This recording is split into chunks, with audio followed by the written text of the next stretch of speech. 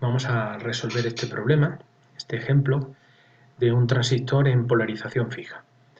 Bueno, se trata de un transistor NPN en configuración en emisor común. ¿Qué significa esto? Vamos a plantearlo aquí. Esta sería, dentro del transistor, la base del mismo, este el colector y este el emisor.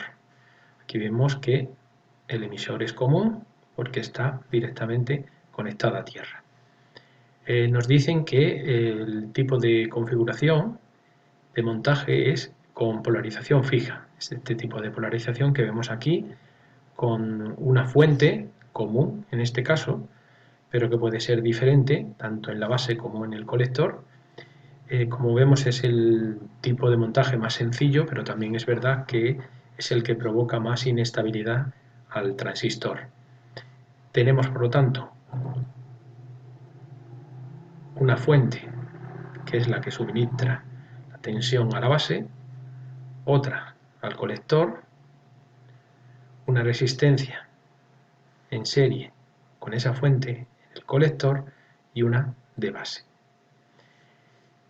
Nos dicen que calculemos el funcionamiento del transistor con esta configuración y con estos valores de resistencia y pues la recta de carga, esto sería recta de carga del ejemplo. El valor de la ganancia en corriente, beta, es igual a 200. Vamos a ver qué significa esto. Estas serían todas las ecuaciones del transistor. Como vemos, la primera es simplemente la aplicación de las corrientes de entrada y salida en un nudo. Vemos que a medida que hay corriente en la base, se produce también una corriente en el colector y la suma de ambas es la corriente por el emisor. Esta sería I sub E. Esta sería la primera fórmula, la primera ecuación, que es la que nos planteamos aquí. Luego el valor de la tensión base-emisor, que suele rondar los 0,7 voltios, suele ser un dato del problema. Estamos hablando de 0,6, 0,65, 0,7 voltios. Es la tensión que suele tener entre base y emisor. Las tensiones serían estas de aquí, base y emisor. Esta sería la tensión base-emisor. Esta de aquí, VBE, que es la que hemos comentado antes, que suele ser un dato. Esta sería la tensión colector-emisor, VCE. Y dispondremos también de la tensión colector-base. Pero bueno, en principio, como veremos que solemos representar colector-emisor la tensión, pues es un valor que tenemos que considerar. Seguimos con más ecuaciones. Si resolvemos la malla 1, que sería esta de aquí, podemos decir que esta corriente provoca una caída de tensión en RB, que sería esta de aquí. Vamos a representarla así, VRB. De modo que VBB, esta de aquí, y que sería positiva en este sentido, podemos plantear por lo tanto la ecuación en esta malla como que VBB es igual a la caída que se produce en esta resistencia, VRB, que es igual, como esta resistencia está recorrida por esta corriente, A I sub B por RB, más la caída esta de aquí, que suele ser un dato, VB. Por lo tanto, tendríamos la primera ecuación en esta malla. En esta otra malla, haríamos el mismo planteamiento. Este sería VCC, que es la corriente de la fuente. Al ser atravesada esta resistencia por una corriente I sub C, pues aquí habría una caída de tensión VRC, de modo que VCC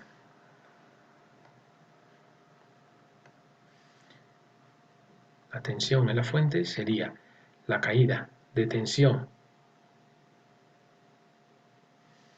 I sub C, en RC, o sea, I sub C por RC más VCE. Bueno, pues esto es lo mismo que tenemos aquí planteado como estas dos mallas, las ecuaciones en malla que tenemos aquí planteadas. Ahora hablaremos de las distintas formas en las que puede trabajar un transistor, que es como amplificador, cuando trabaja en zona activa, esta que tenemos aquí, o como un interruptor conmutador, de modo que puede trabajar pues como un interruptor abierto en zona de corte o como un interruptor cerrado en zona de saturación. Por lo tanto, un interruptor que se abre o se cierre según las corrientes que tengamos en la base. Bueno, pues este planteamiento sería que en la zona de corte el funcionamiento real de un transistor es que a medida que se produce una corriente al cerrar este interruptor, por esta fuente de tensión se produce una corriente en la base, lo que provoca que se active este transistor y se produzca una corriente en el colector. Esta corriente en el colector evoluciona de la siguiente forma. Aquí tenemos una serie de curvas de este transistor en concreto y a distintas corrientes de base, como vemos, se produce una evolución, va aumentando con esta corriente de base, suele ir aumentando esta corriente del colector, que es la que tenemos representada aquí a la izquierda, hasta un valor máximo, como vemos, en el que se produce la saturación. Por corrientes muy bajas, esta corriente aproximadamente igual a cero, no se produce ningún paso de corriente por el colector, por lo tanto I sub C sería igual a cero. Distinguimos, por lo tanto, una primera zona, que es la zona de corte, cuando no se produce ninguna corriente por la base. Si no hay corriente por la base, no se produce activación del colector, no hay corriente en el colector, ¿vale? Entonces, si no hay corriente en el colector, lógicamente este valor, este de aquí, va a ser igual a cero, ¿vale? Al no existir corriente en el colector, toda la VCC será la que caiga en el transistor como tensión VCE. Es lo que tenemos aquí indicado. Zona de corte, no se produce corriente en la base, por lo tanto tampoco en el colector, y toda la tensión caería en VCC. Estamos diciendo una cosa como esta. Directamente en la zona de corte, lo que se produce es que I sub C es igual a cero, no hay caída de tensión aquí, por lo tanto, al no pasar corriente por aquí, I sub B e I sub C son cero, por lo tanto I sub E también es cero. Aquí no hay paso de corriente y esto se está comportando como un circuito abierto, de esta forma, ¿vale? Y por lo tanto, al no pasar corriente aquí tampoco, esta VCE es precisamente esta VCC. Bueno, pues eso es lo que tenemos indicado aquí justo, ¿vale? VCC es igual a VCE. Lo siguiente es que a medida que aumenta el valor de la corriente, se produce un valor, aumenta del mismo modo la corriente del colector, pero lo hace según esta fórmula. Estamos hablando de que estamos en una zona activa, esta de aquí, donde existe un parámetro beta que relaciona ambas corrientes, I sub C partido por I sub B. De modo que I sub C será igual a I sub B por beta. Este valor de beta, por ejemplo, en el problema nos dicen que vale 200, con lo cual, evidentemente, para un valor aproximadamente, nos fijamos aquí, de corriente de base de 100 microamperios, al multiplicarlo por 200 obtenemos un valor de corrientes de I sub C aproximadamente de 20, estamos dando aquí valores en miliamperios, ¿vale? Se está multiplicando el valor de la corriente de base por 200. O sea que directamente en la fase activa, toda esta zona, esta de aquí, en la fase activa, se está comportando como un amplificador de corriente, que es lo que tenemos indicado aquí, un amplificador de corriente con esta ganancia de corriente, HFE o beta. Son dos formas de denominar a esta amplificación de corriente. Finalmente, cuando llega un momento en el que esta corriente de colector pues tiene un valor máximo, nos podemos fijar en cualquiera de las curvas que tenemos aquí de I sub B, a medida que va aumentando I sub B, aumenta I sub C, pero llega un momento en el que hay un máximo de I sub C. O sea, lo que se produce es una saturación del colector, ¿vale? Pues en esa saturación de colector ocurre lo siguiente: cuando IC es máximo, lógicamente en esta malla, esta que tenemos aquí, al ser I sub C máximo, toda la caída de tensión de la fuente se va a producir justo en esta resistencia. Luego, el valor I sub C por RC, este que tenemos aquí, será máximo. O sea, estamos hablando de una zona, esta de aquí, de saturación, vamos a indicar en azul, zona de saturación,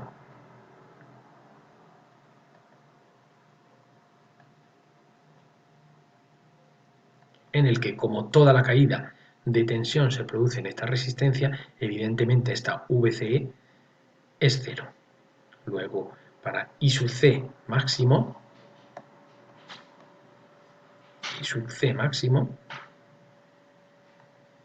tenemos que decir que VCE es igual a cero. Pues eso es lo que tenemos indicado justo aquí en esta expresión de zona de saturación.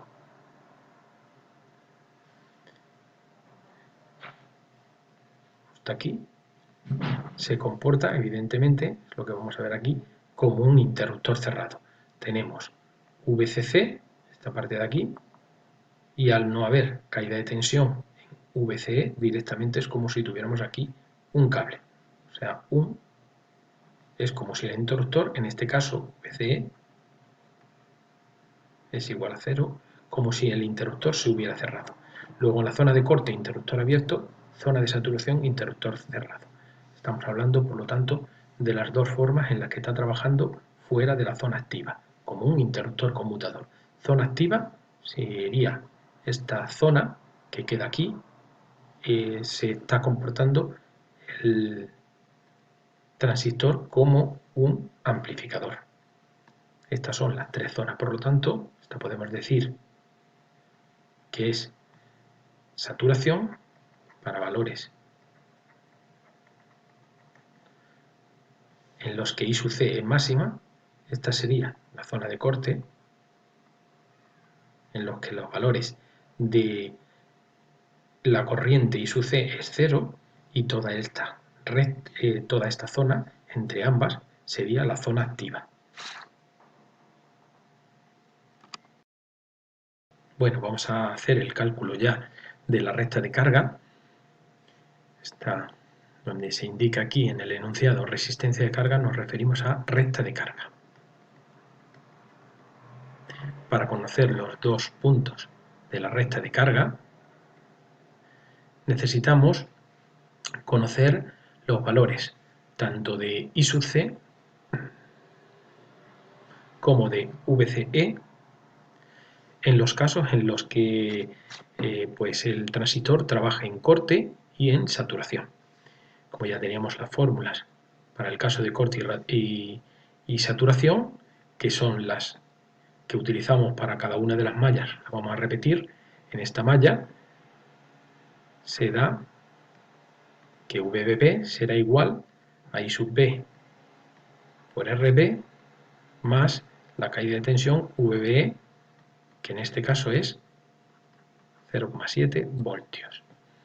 En esta otra malla, VCC será igual a I sub C por RC más VCE.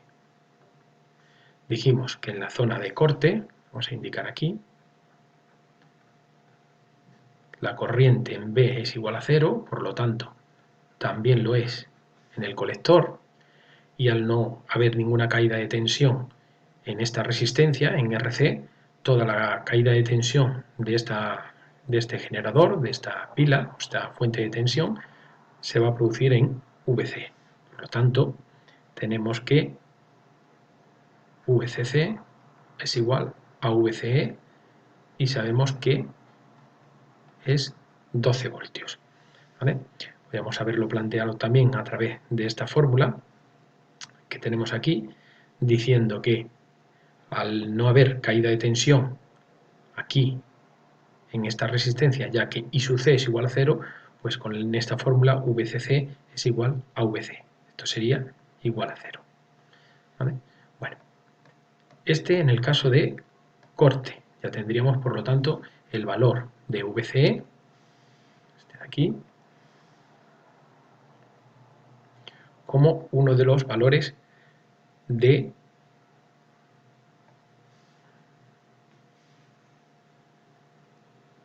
la recta de carga.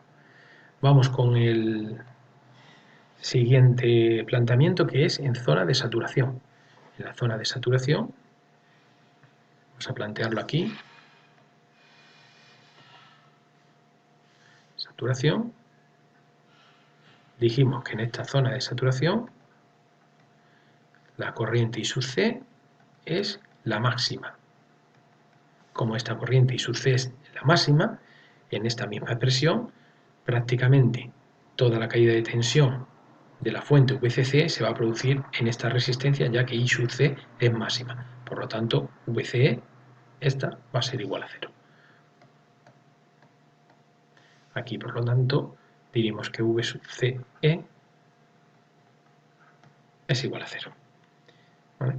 Bueno, pues con este valor VCE igual a 0, despejamos en esta segunda ecuación, esta de aquí, y tendríamos VCC será igual a I sub C RC o más VCE, que es 0.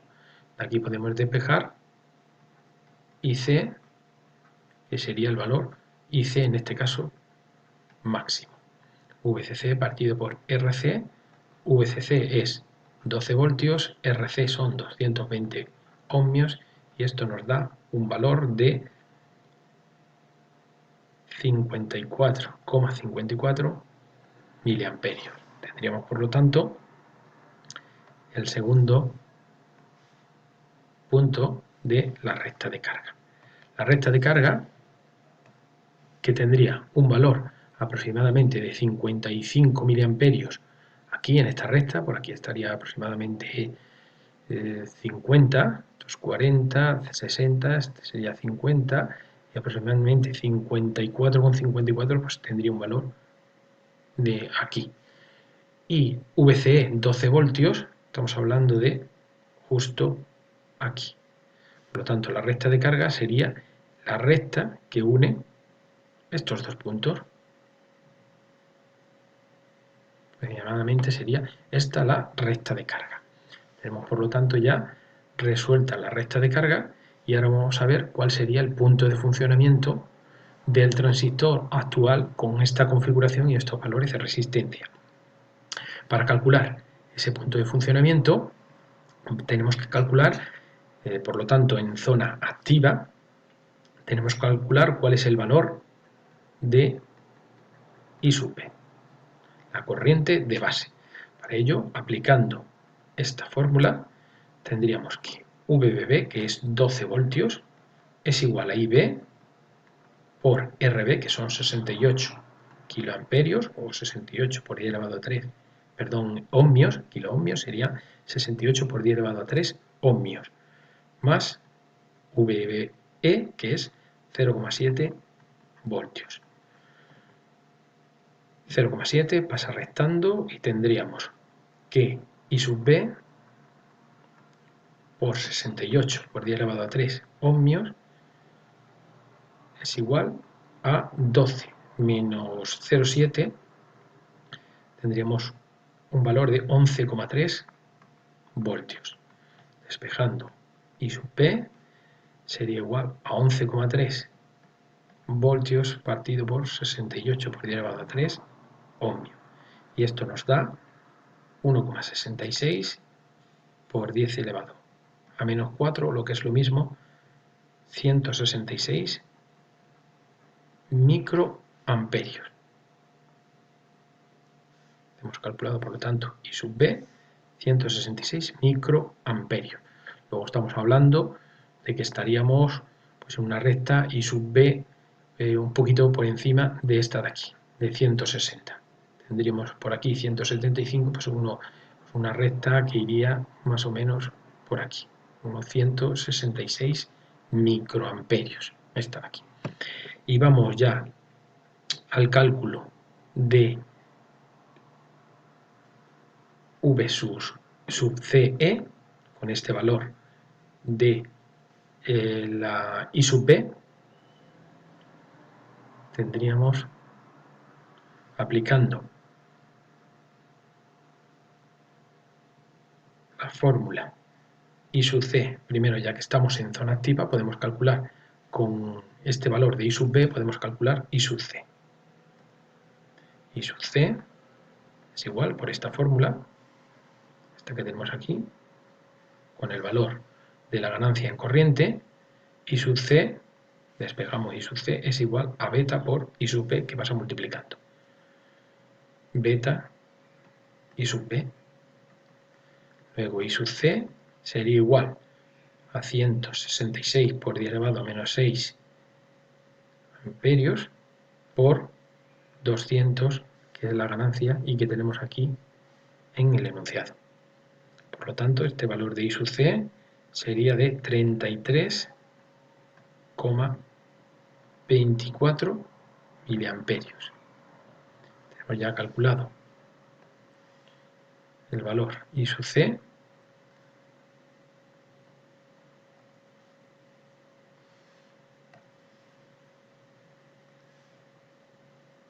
Este de aquí.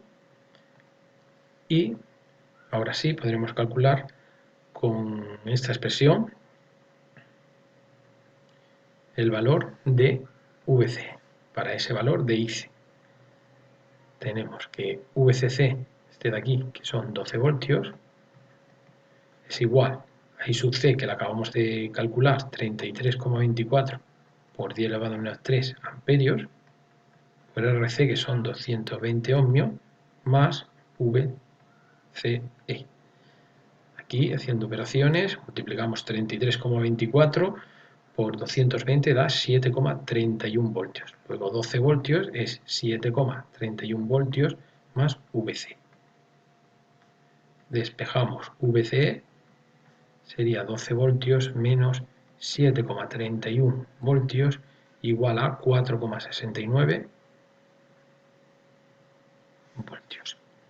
Por lo tanto, tenemos calculado ya VCE en el punto de trabajo Q, aproximadamente 4,69. Esto luego podemos comprobar que con 33,24, vamos a calcular el punto, con 33,24 miliamperios, estamos hablando, esto serían unos 33 estaríamos por aquí, más o menos, nos iríamos para calcular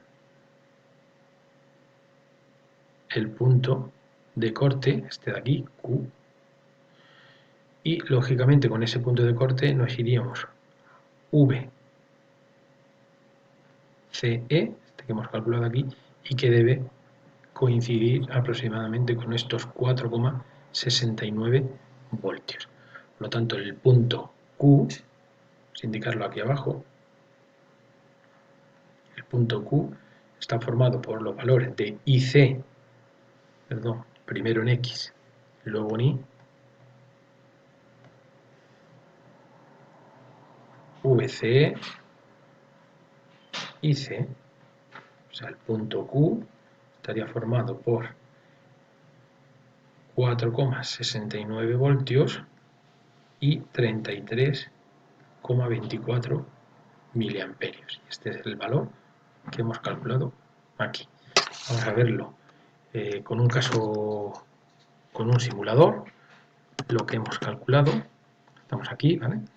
Bueno, estos son precisamente los valores de nuestro problema. Valores de resistencia, este sería RB, VBB, VCC, 220 ohmios, que es VC. Ahora mismo estaría en corte porque la corriente por B está aquí con este amperímetro, son 0 amperios, y lógicamente también lo son en la corriente por el colector. El I sub C sería igual a 0 amperios. Cuando cerramos el circuito entramos en zona activa. Aquí lo tenemos, acabamos de entrar en zona activa, aproximadamente VCE, no cometemos mucho error cuando habíamos supuesto que VBE, realmente este cálculo se está haciendo para un transistor BC548B. Y para este transistor, pues los valores con esta configuración son de una caída de tensión VBE de aproximadamente 0,7 voltios o unos 713 milivoltios. Con esta configuración, como decíamos, obtenemos un valor de VCE de 4,70 voltios, como vemos no varía mucho de los 4,69 que hemos calculado, el valor I sub C 33,2 miliamperios, como dice aquí, nosotros en el cálculo habíamos calculado 33,24 amperios, 33,24 miliamperios, y el valor en microamperios de I sub B 166, como vemos exactamente los que habíamos calculado en nuestro ejemplo. Bueno, pues con esto damos por concluido. Creo que hemos hecho un repaso teórico del funcionamiento del transistor, lo hemos aplicado a un caso práctico y finalmente lo hemos comprobado estos resultados en un simulador.